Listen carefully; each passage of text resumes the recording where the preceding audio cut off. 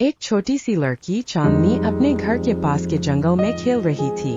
अचानक उसे एक चमकता हुआ तितली दिखाई दिया। यह तितली असामान्य थी।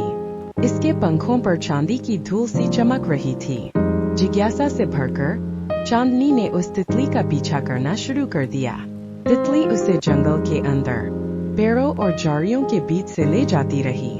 रास्ते में चांदनी ने कई तरह के पक्षियों और जानवरों को देखा, लेकिन उस चमकते तितली की खूबसूरती ने उसका ध्यान अपनी ओर खींचे रखा।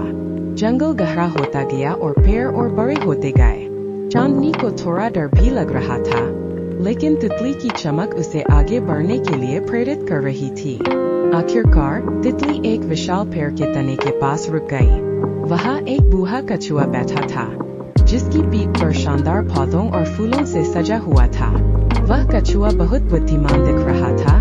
उसकी आंखों में गहराई थी। चांदनी ने हिचकिचाते हुए कछुए से बात की। माफ करना दादाजी, मैं आपसे मिलना चाहती हूँ, कछुए ने धीरे से मुस्कुराते हुए कहा।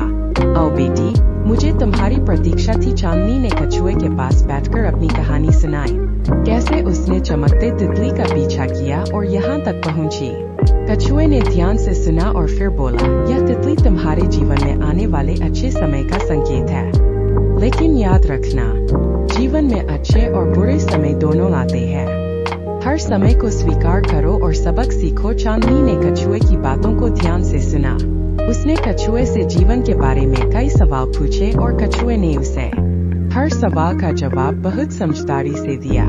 कछुए ने चांदनी को प्रकृति की सुंदरता और जीवन के मूल्यों के बारे में बताया।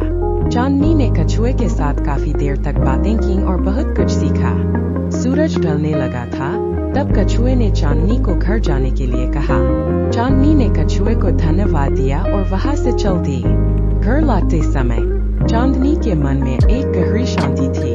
उसे लगा जैसे उसने आज कुछ बहुत कीमती पाया है।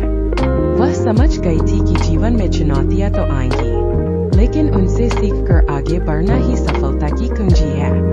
उसने कछुए की बातों को हमेशा याद रखने का वादा किया और जीवन में हर कदम पर बुद्धिमानी से काम लेने की कोशिश करने का फैसला किया।